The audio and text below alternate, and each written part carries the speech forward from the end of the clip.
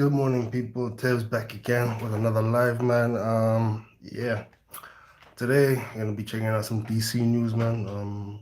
And yeah, let's check it out, man. Not even gonna waste time on no long intros, I see it's been 11 days since my last live, and that's a damn shame. But anyway, man, I'm gonna keep it real, keep it 100, keep it going, keep it moving. So, let's see what we have on first today, man. And as I've titled the thing, as I've titled this episode, titled it, Matt Reeves basically says that he would only allow his Robert Pattinson Batman to move into the DCU on condition that it makes sense. It shouldn't just be like a thing where uh, this thing just okay. Let me just get into it. I haven't really read it. It shouldn't just be a thing where it's just basically shoehorned in and it doesn't really fit stylistically. Obviously, it doesn't fit stylistically because this Batman is very much from a dark universe, like and obviously the age variant wouldn't the age isn't also allowed because this Batman is in his year two, and the one in the thing the one in the James Gunn that James Gunn's planning for, the Brave and the Bold Batman, he's basically in year 20. So yeah, obviously Batman would have started as like what, a 20-year-old after training with Ra's al Ghul and all that, and the League of Assassins, and then he would have had Dick Grayson, and then had Damian Wayne as the Batman. I'm guessing by this time, Dick Grayson is Nightwing, and this thing, Damian Wayne will be like the second Batman. I don't know about Jason Todd. This is probably also by the time Jason Todd has been killed by the Joker, so I don't know like what kind of timeline James Gunn is really aiming for. But I think yeah, this is basically when he has a bad family. I think that was what he said. James Gunn said the Batman at this time has the bad family, so he has Barbara Gordon, and hopefully she's not in the wheelchair by this time. And yeah, he's probably dating Selena Kyle, or Selena Kyle will be playing a part in this. And it would make sense if Selena Kyle was in this movie because obviously Catwoman is introduced in the first movie. So yeah, man. Let's check out what Matt Reeves has had to say. I'm just gonna check out this article, and basically it says DC Studios co-chief James Gunn stirred up some buzz among comic movie fans when he recently said on the Happy Sad Confused podcast. I don't know which fucking podcast is that. I know Jason Gunn was on Inside You with Michael Rosenbaum. Um, Inside of You with Michael Rosenbaum, and yeah, sorry, folks. I just have to change something here before I get back into this article. Sorry about that. This Squid Game got a rap battle. Oh, that'd be funny. Uh, so yeah, man. I'm one of those people who also thinks that this guy should be in DCU, Robert Pattinson. Um, Stylistically, obviously, wouldn't fit, but I think he would fit because it'll be a young Batman, and also to basically avoid market confusion. Because as I said, man, when this new Batman was announced, I was not a big fan of it. I didn't agree with what was going on, and I didn't. Yeah, I was like, yo, man, we may as well just keep Robert Pattinson as the new Batman. But anyway, let's see. The Happy Sad Confused podcast that is contemplated bringing Robert Pattinson's Batman into the new DC universe. Pattinson debuted as the Dark Knight in 2022's the Batman. Gunn's DC universe kicked off last month with the animated series Creature Commandos, which it's a very decent series. I'm not gonna say it's anything wow. I think James Gunn he's a good filmmaker, but I don't know, man. For me, it's like James Gunn is like Scottie Pippen. If let me cook. Let me cook. James Gunn to me is like Scottie Pippen, and how he's good at setting up great stories for other filmmakers, other better filmmakers to finish. Scottie Pippen is a great player in his prime. I remember the year that Michael Jordan took what a year off of basketball, and basically Scottie Pippen he led the league. He was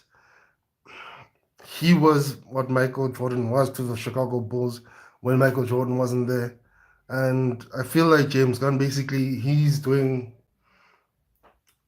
what he's doing is he's setting up this thing. He's setting up the DC universe. For example, if Christopher Nolan had to come back and direct the Justice League with a James Gunn script, it would be. I kind of feel it would be so amazing, man. It would be beyond like if they both write it together. I feel like that would be one of the most amazing movies ever, especially with Darkseid coming in and how great directorial talent Christopher Nolan is. Um, for a lot of people, James Gunn is an acquired taste, but I like his movies. I followed his career since I didn't watch the Trauma things. I watched Slither, and I haven't even watched what's that superhero or hero. I haven't watched that.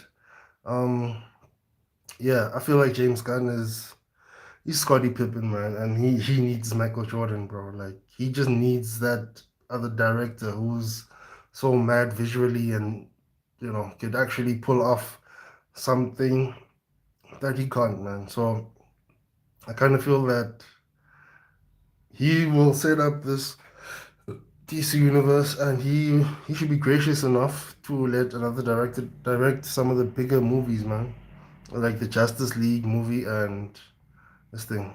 Oh, yeah, people, please smash a like, hit the likes as well, and yeah, man. I don't know why. Sorry about that. That was a rant, not really a rant.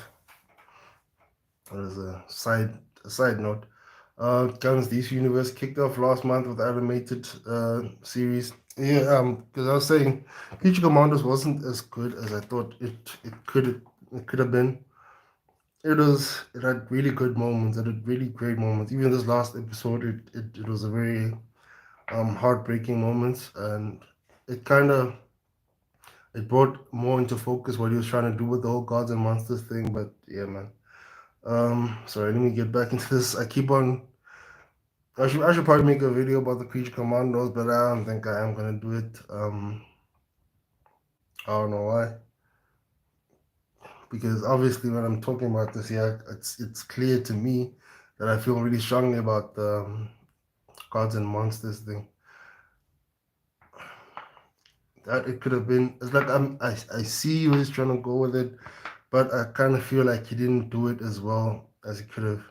Like for example, a lot of people weren't fans of Suicide Squad. I thought it was an amazing film. I also kind of felt that the ending wasn't as good as it could have been. You know, I think maybe that's the trouble with James Gunn's work, man. He will set it up really well, and then the ending would be like a bit disappointing, man. So yeah, that's why I said he's a great Scottie Pippen, man. Like his characters basically his characters for Guardians of the Galaxy plays such a like the Guardians of the Galaxy films were good, but they weren't great. And I kind of feel like they set up the MCU's Endgame and Avengers and I mean yeah, Avengers Endgame and Avengers Infinity War. They set it up so well. It was mad incredible, man.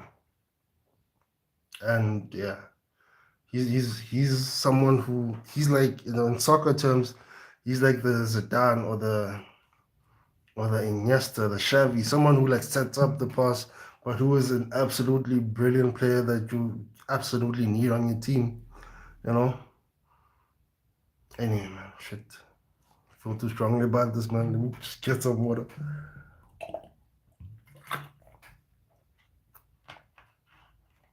Um, I just the screen keep cutting out, man.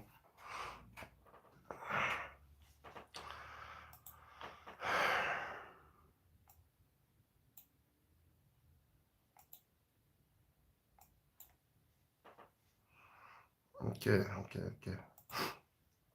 Uh, okay. Pattinson. Okay, okay, okay. He's contemplated bringing up Pattinson into the new DC universe. Pattinson debuted as the Dark Knight in 2022 as the Batman and DCU's Guns DC universe. Kicked off last month with animated series Creature Commandos.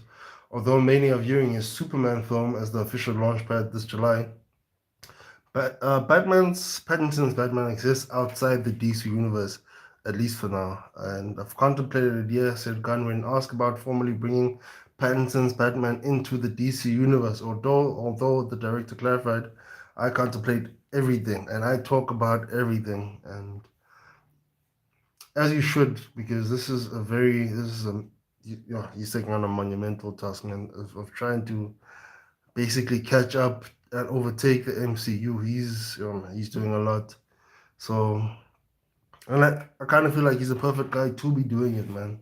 Because his team up films are well, and what I like about James Gunn is that he's like one of my favorite writers in each year order, and that almost every character's backstory will be told in full. So even if you don't like get a full movie about that character, you'll understand a lot about that character. You'll give that character life. Basically, you'll care about the character, and to some extent you'll really care about the character. And as I said, that's why I liked Suicide Squad so much, because he did that really well then. Anyway, Khan stressed at the time that he is committed to both telling stories in the DCU and Elseworlds stories, the latter of which refers to standalone stories such as the Batman that exist outside of the DCU. And he says, I want the freedom to tell Elseworld stories." And I kind of feel that, okay, on that, I'm gonna make a video about that. I should really finish that video because I've started recording some of it, but I just wanted to do more research on it and just wait on. I don't know why I wanted to wait on more of his announcements, because even like halfway and when I started recording that video, I was like, no man, let me wait for an announcement. And then I got the Clayface announcement, and that's just like solidified that, oh my god, this is not James Gunn. He's doing something I like, but with the Elseworld stories, I don't really like what he's doing that much, man, because I kind of feel you could really set up so much of the Batman movies, and you're telling Bane, Deathstroke, and I know Batman's gallery is mad, like it's mad. There's a wide variety, but let's look at it. The Penguin story is basically being told. Penguin backstory. Penguin could become like the main villain of Batman Part Two. I don't know. Okay, but his story's been told. Carmine Falcone's story is basically been told. The Riddler story has basically been told.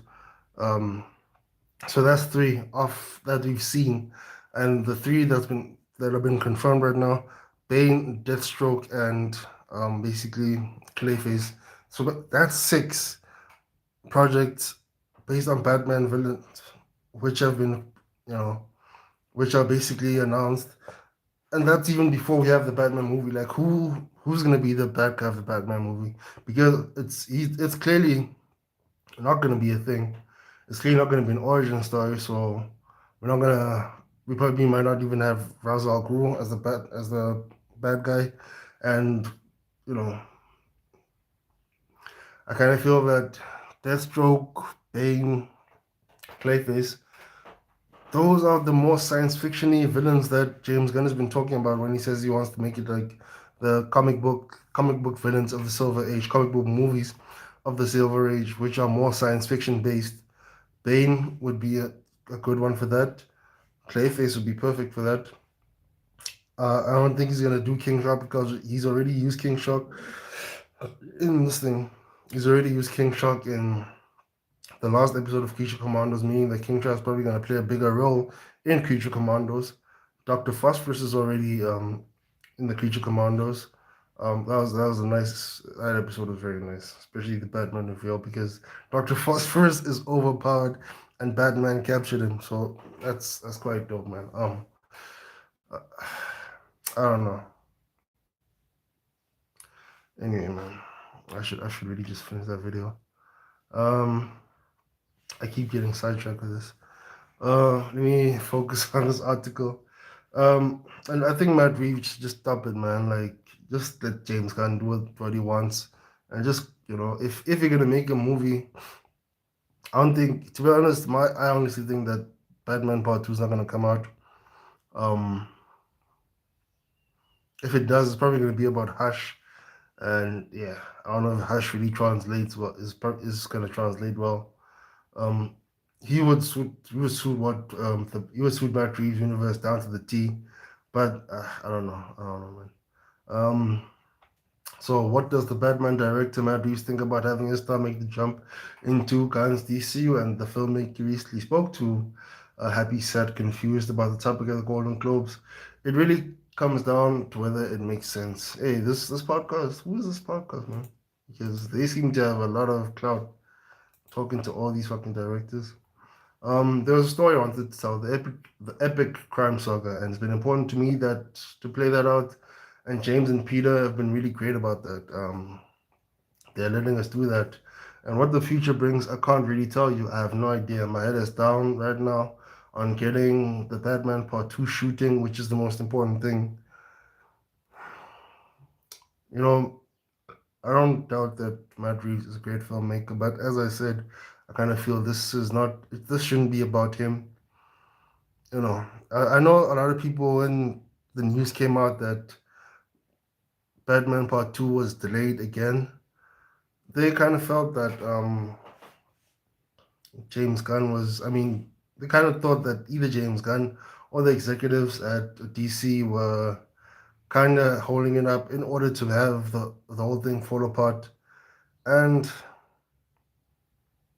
one thing I just want to say is that I would prefer not to have market confusion. I would prefer that it shouldn't be about Matt Reeves, but about the DCU, which isn't to say that it should be about James Gunn, but it should serve the overall story that is being told and let the let us the paying customers enjoy that story, man. And not be confused by this other Batman that you're gonna have to spend money on because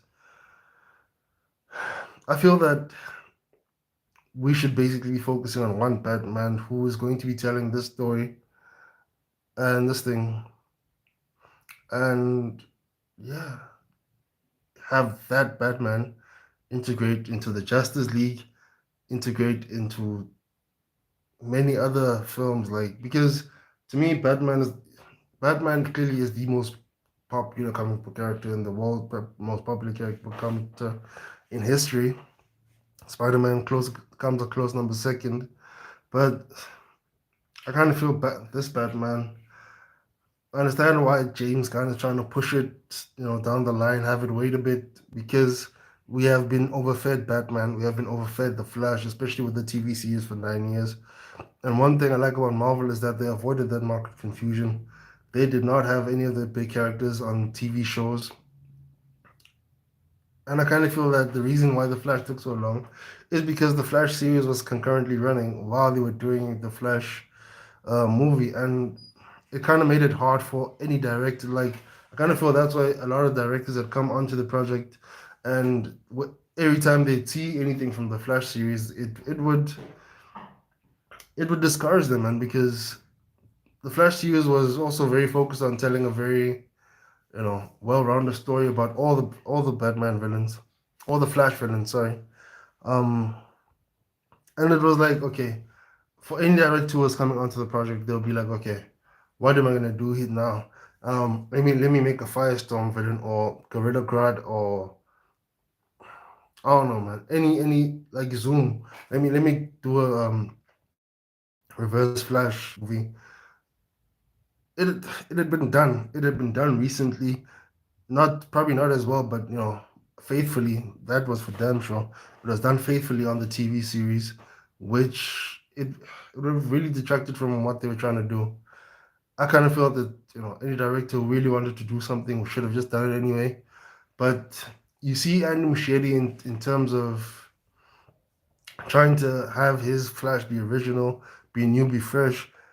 He basically just it confused the plot, man. He lost the plot. He lost the customers. He lost me because it should have just been a faithful adaptation of what's that movie?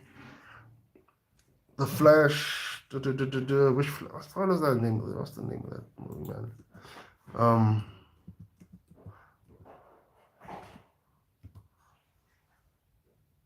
the animated film.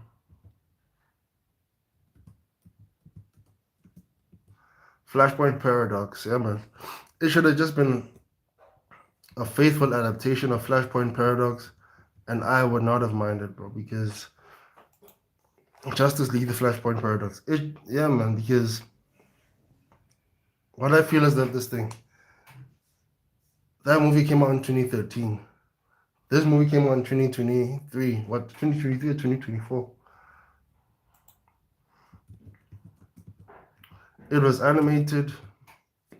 Yeah, it came out in 2023. 10 years later. I kind of feel like not many people would have seen the Flashpoint Paradox. Only true fans like myself would really have seen that movie. And I don't know, man. Maybe they don't want to be criticized for doing that. Maybe they're just trying to avoid a whole lot of things, but it didn't work, man. It did not work. Trying to make a new character when the Flash is like what? To me, he's like the third most popular comic book character if it comes to like judging Batman and Spider Man. To me, the Flash and Green Lantern were my favorite comic book characters of all time, man. And the Flash villain rogues is just as deep as the Batman villain rogues. So, hey, man. Uh, yeah. Anyway, what I'm trying to say is that the Batman 2 should basically just be it should be cancelled, and Matt Reeves should either be given a movie to direct in the new DCU, and maybe his style might not mesh with what this dude is trying to do, what James Gunn is trying to do. I don't know. Um, yeah. Let me just try to.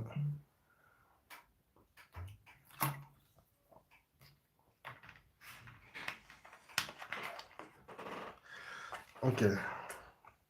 So let me just finish this article basically. The Batman Part 2 is expected to go into production this year, and Warner Brothers announced last month that the movie's release date was being delayed from October 2nd, 2026 to October 1st, 2027. Gunn then defended the pushback, explaining to fans on Twitter that it's fairly common for big budget titles to have lengthy gaps before a sequel is released. To be fair, a 5-year gap or more is fairly common on sequels, Gunn wrote. 7 years between Alien and Aliens, 14 years between The Incredibles, 7 years between the first two Terminators, 13 years between Avatars, 36 years between Top Guns, and of course 6 years between Guardians Volume 2 and Volume 3. Gunn earlier posted on Twitter to explain that the Batman Part 2 release date was pushed because a full script had yet to be completed. Gunn has made it a rule that at DC Studios, no film start production until the script starts production. Until the script is fully complete, Matt Reeves is committed to making the best film he possibly can, and no one can actually accurately guess how long a script will take to write. Yeah, man, not everybody drops scripts like James Gunn does. Um, because he's obviously done this thing. He's obviously done Peacemaker season 2. He's done what's this? Creature Commandos. He's dropped Superman, and that that's in a very short time span, man. Check it out. 7 episodes for Creature Commandos. Probably 8 episodes for 8-hour-long episodes for this thing, Peacemaker. I wonder if Peacemaker. Wait, is Peacemaker now? It's also it's hour-long episode. Um,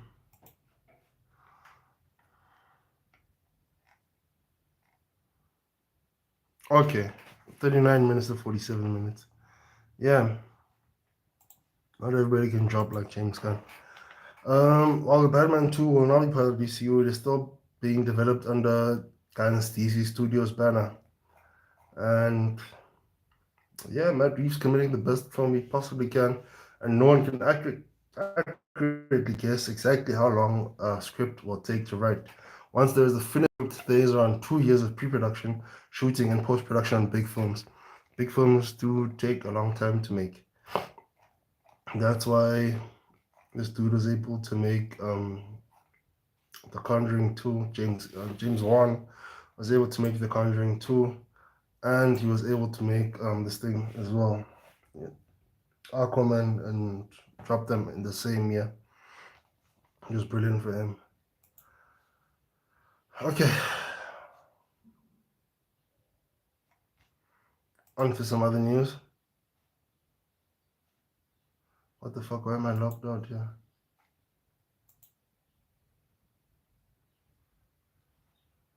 Oh, come on. One moment, please. Um. Oh, come on. What's with the oops? No oops, bro. Just log me in. I don't know why I was locked down in the first place, but hey, and there we go. I'm not even. They took me away from the article. Okay. Um. Yeah, Matt Reeves on. Okay, okay.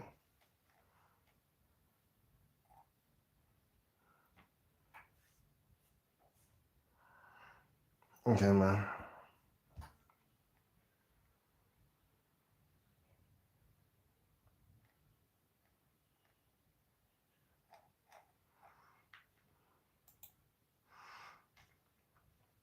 Um. Second and second last article. Before I get on to the last one.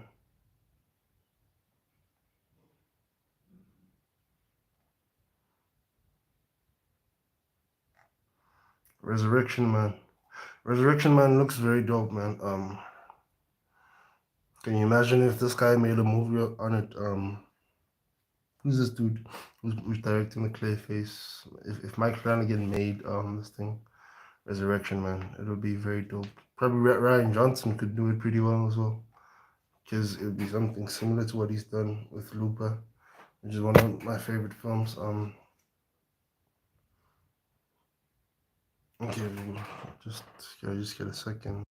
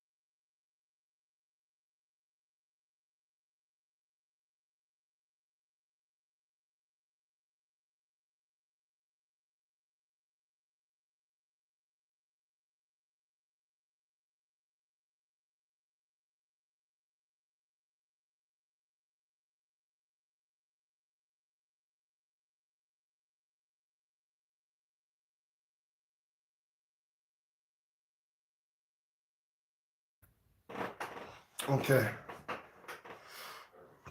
Um,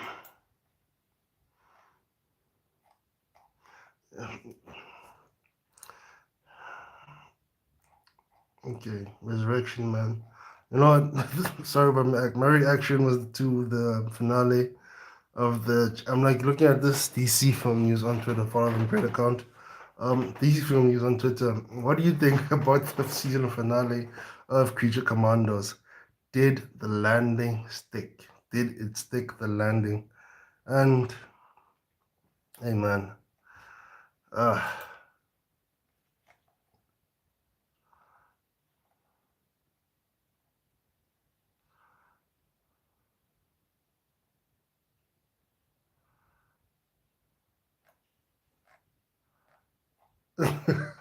okay, let me just read some of the reactions. 8 out of 10 for me.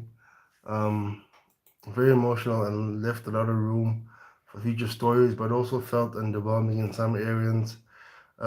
Frankenstein's whole involvement felt entirely useless. I also didn't like the idea to kill off. Uh, yeah, when they killed off the princess, the queen, yeah, the princess. She the queen at this point. She's still the princess. It was a tearjerker and pulled on the emotions, but it kind of felt like fridging to uplift another character. Nina's backstory was beautifully tragic, though. That I agree with. Um, Frankenstein killed Clayface. Uh, Bro's not dead. He has a whole movie to attend to. Some of the other reactions, great season, but the key issues are length of the episode, the length of the actual season, how it felt slightly rushed. As for the characters and the actual story itself, fantastic. Just feel like we didn't get enough of a story or background. Can't disagree with that. And this one just says mid. The other one says absolute cinema, nothing groundbreaking, typical gun in his typical tropes in animated form. Hey man, should have been longer. I felt a little bit rushed. I was disappointed with the Frankenstein thing though. Probably gonna probably gonna be like a season 2 thing because he didn't stop shit. He didn't stop nothing. Uh, yeah, man, it did feel a bit rushed because Frankenstein's like I could sum up Frankenstein's whole involvement in that he killed Clayface and he almost killed Rick Flag and he helped Rick Flag kill Clayface to uncover the truth and like yeah, man, it didn't really change much. You know what? I'm off of this. Let's get back to this other article. Um,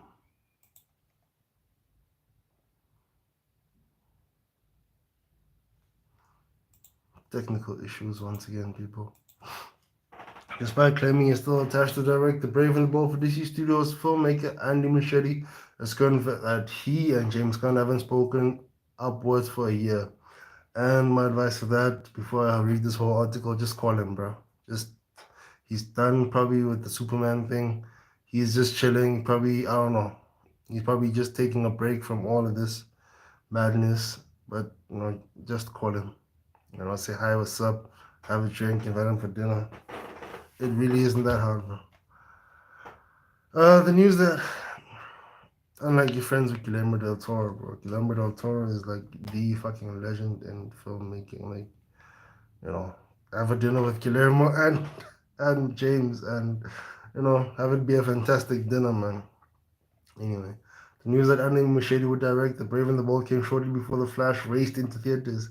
Wasn't meant of a sign wasn't meant as a sign of faith in the filmmaker, or a way to distract from what proved to be a disastrous opening weekend. We'll likely never know. And oh man, The Flash, besides the problems it had I kind of feel like Muschietti, he wasn't like the main he wasn't like the main guy for those problems, man. We know that WB, the Warner Brothers executives, kind of messed it up for him. The drama that came way before all of the Flash movies had been made. Yeah, man. We'll likely never know. Though many fans have repeatedly questioned James Gunn's decision to bring Muschietti back into the fold.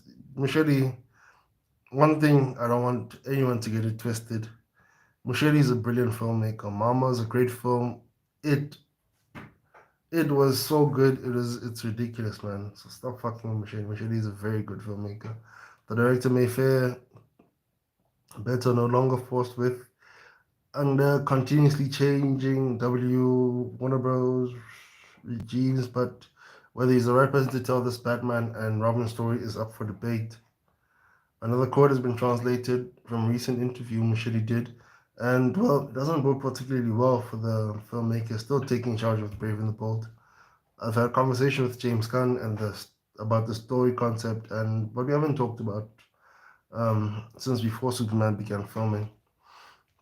Superman started shooting last February, so that's upwards of a year of radio silence for a movie that's meant to be one of DC's flagship styles. I mean, James, what do you want from James Gunn, bro? He's busy on like three projects at once, so and especially with like how tiring I'm guessing directing this huge film that has so much expectation on it, man. It's carrying the hope of an entire franchise on it, man. I don't think this movie is basically what the Flash is to DCU. This is to DCU what the Flash was to the DCE, man. Because I'm guessing if the Flash made a lot of money, if it was successful, it would have allowed them to reset the DCEU, and also, basically move forward with that. I don't know if Zack Snyder would have been involved as much, but yeah, man. If Black Adam and the Flash had made money, yeah, those like those two films basically broke the camel's back, man. Anyway, Superman started shooting last February, so that's upwards of a year of radio silence for a movie that's meant to be one of DC's flagship titles, DC Studios' flagship titles. Gunnins insisted that the movie has been delayed, but with both him and Matt Reeves strongly hinting that Robert Pattinson's Batman will be the DCU's Dark Knight, Machete being sidelined is looking increasingly likely. I don't think that's the case. As everyone knows, Batman featured in The Brave and the Bold will belong to the new DC universe, and it's quite obvious that Matt Reeves' Batman is not part of this universe, Muschietti said elsewhere in this interview. However, DC and Warner Bros. Are moving forward with the second part of Reeves' Batman series, which was, as widely reported, is expected to release around 2027. Releasing two Batman films would be counterproductive.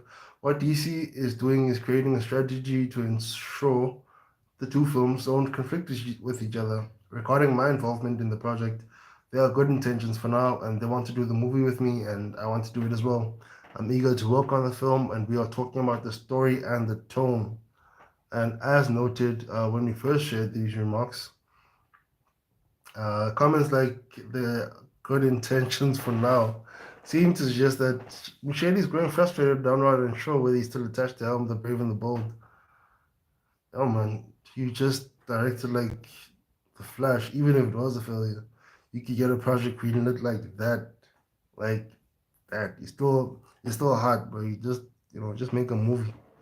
While you're waiting around for this, just make a small film. Some a passion project, man. Doesn't need to. Don't I know every director has a passion project, but this is I kind of feel for me, this highlights that you should just make a passion project that doesn't need a lot of money. You know, probably like a $30 million film. $10 million film, small horror film. That'll make a lot of money, and something that will put you back in the light, man. Because I mean, you dropped Mama, the gangbusters. How much? How much? Let me just see how much Mama made.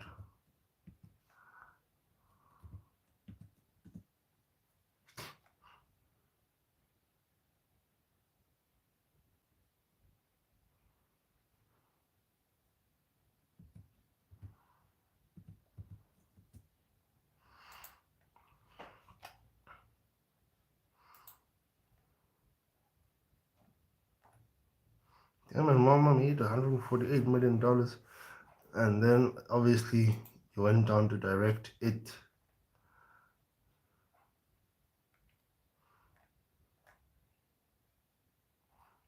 Oh shit, he's working on a thing right now. Yeah, man, fuck him. You're already doing something, bro. It Welcome to Derry, and he's directing 4 episodes of a predicted 8 episode series. I hope it stays this thing, bro. At like 8 episodes, you know.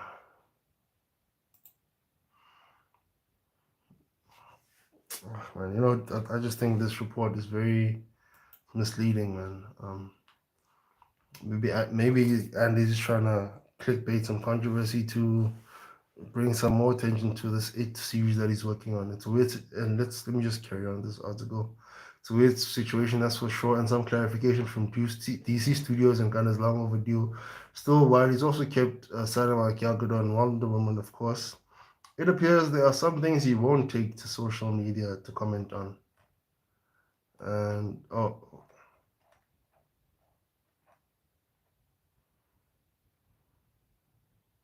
if not, can't you probably pull the plaster soon? I don't know, man. To me, this just felt like a very trash article. I shouldn't even have read it. I really shouldn't have read it. Fucking waste of time.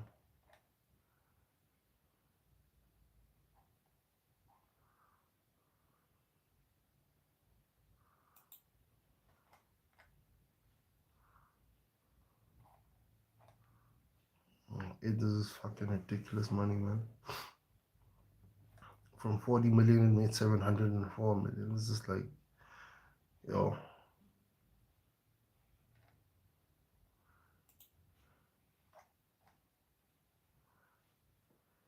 even the second one, 80 million and 400, almost 480 million gross. It, anyway, yeah, man. I'm just read the last chapter of this and just close my statements. Shit. That chapter. I'm sorry, man. That chapter. It was a very terrible chapter. It was a very terrible not chapter. That I'm reading it, chapter two. That article I felt was very trash because I think we're kind of trying to jostle to they're trying to put it out there that Matt Reeves should be directing The Brave and the Bold. Obviously he can, but still, um, yeah, fuck, get away from that. So the last article that I'm gonna be talking about today is Supergirl, Woman of Tomorrow. Um, this article says that basically Supergirl, Woman of Tomorrow is gonna bring some true grit to space. And let me just read the article before I get my thoughts on it. My thoughts out on it.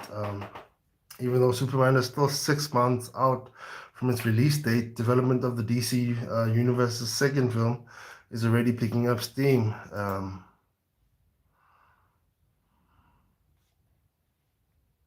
It's already picking up steam. Earlier this week, it was announced that former Aquaman Jason Momoa will take on a new DC comic role, with the Hawaiian star set to portray a personal favorite character, alien bounty hunter and anti-hero Lobo in the film Supergirl, Woman of Tomorrow, which will reportedly begin production on January 13th. So it's gonna start filming on Monday, basically. Uh,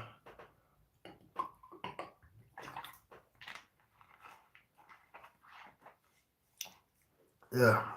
Sorry, people. Gotta hydrate.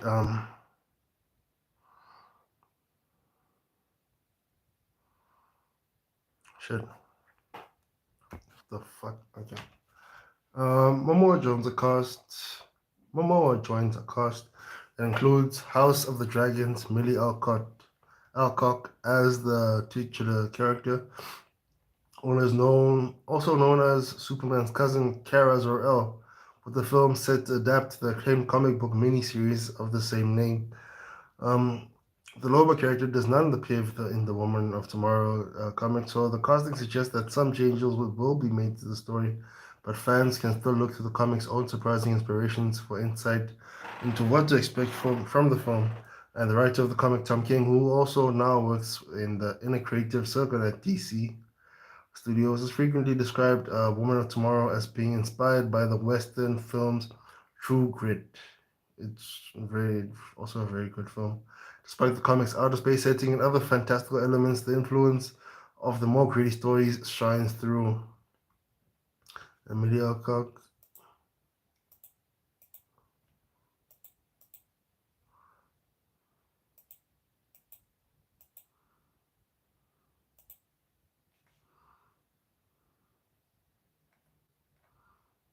Anyway, the first version of True Grit, itself an adaptation of a 1968 novel of the same name, was directed by Henry Hathaway and released the following year.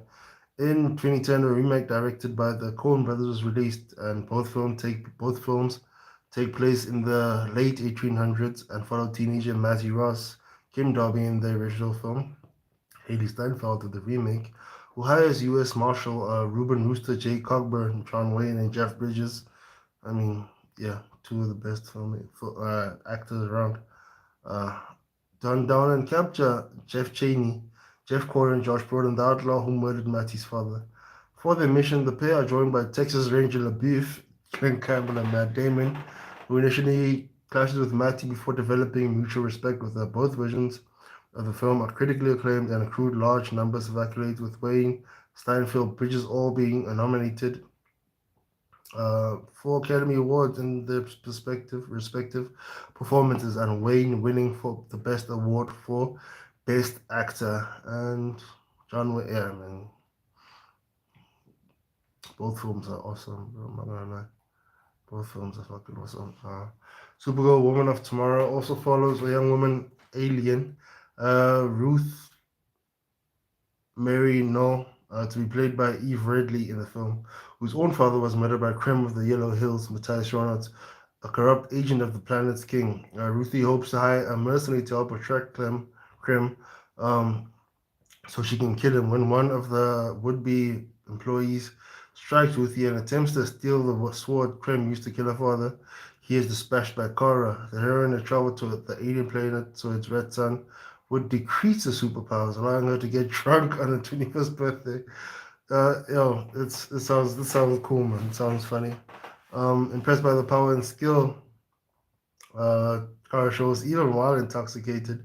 Ruthie attempts to hire her, but Kara refuses to join the mission until Krem also shoots her pet Crypto the Superdog with an arrow. I thought Crypto was like Clark Superdog.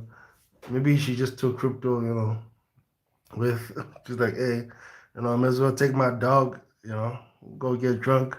With an arrow, Carter then agrees to help Ruthie catch them, but tries to convince the younger girl that the lethal brand of vengeance she hopes for is not justice. However, as their mission takes them across the far reaches of space, leading them to encounter the assortment of tragedies and atrocities, both girls influence one another, with their convictions to their respective moralities beginning to waver. In addition to the nearly identical situations, Ruthie is characterized in similar ways to Matty, especially by displaying a similarly high vocabulary and formal manner of speaking, though the latter begins to eventually shift towards slang in Ruthie's case, possibly due to Kara's influence. And True Grit and enduring story provides insight into Supergirl. After the Woman of Tomorrow film was announced, King revealed that he had originally pitched a version of the story in which Lobo played a role of almost equal significance to Kara's. He credits his editors with advising him to remove Lobo and make Supergirl the Rooster Cogburn character, which he believes was crucial to making the series the success that it was. Um, Given this may seem unusual that the filmmakers would choose to add Lobo back into the mix, but there are plenty of ways the ostentatious character can be integrated into the plot without losing the heart of the story, with Kara still likely set for a similar role to Cogburn's. Lobo would take on a part like LaBeef's. This would invert some of the dynamics of True Grit in interesting ways. Obviously, this dude is like just Cogburn is like the bounty hunter. Clint Eastwood, you don't give a damn. He will take you out, you know, kill your dog, kill anyone who stands in his way. He will just take you out and will get his paycheck, man. Um, so how I kind of feel like how they say that the two characters would like invert would be Lobo would be playing the beef's role, but it would like the roles would kind of switch because Kara would be in Cogburn's character. He would be hired but he doesn't really want to. She doesn't really want to do it, and Lobo is like, "Yo, let's do this. Let's get this." He would be like, "Yo, let's get this dude now. Shoot his dog. Shoot his cat. I don't care who stands in the way. Just get him." And he probably like, I'm guessing like he's probably gonna not want to see this person like change, or because obviously this was something that would change this girl's character. Um, what's her name? Ruthie. This is something that would change her character, and this is probably not something that he would like to see, even though he's like the more person who doesn't really care about those kind of things. He just wants to have a good time, collect his bounty, do the thing, get out of there, man. That's that's how Lobo's been portrayed in all of his films. So maybe that's what's gonna happen in this. Um, Although the beef in Cockburn also came to respect one another, the Coen brothers film emphasizes that the former is much more of a traditionally moral character, with Mattie at one point even telling him that she feels she hired the wrong man in Cockburn. While Alcock will certainly be tempted by ventures like her comic counterpart is, the character's noble altruism will be presumably be highlighted, which will separate her from the gruff, more reluctant brand of heroism shown by Cockburn. In this case, the crude, wild, but occasionally Honorable Lobo would make a natural substitute for the stoic Lbeef. That being said, Lobo could also easily fit into a simpler, possibly antagonistic role in the film.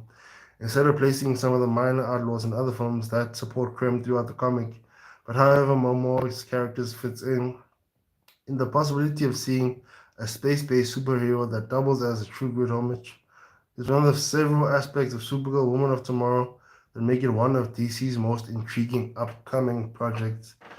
Um,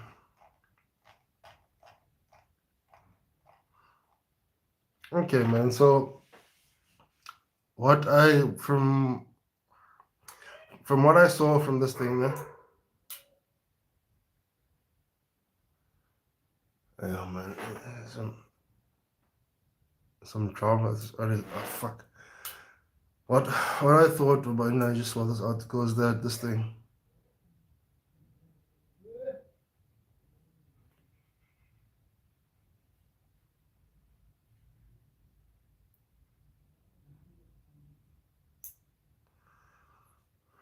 Anyway, what I thought when I saw this thing, man, is that basically,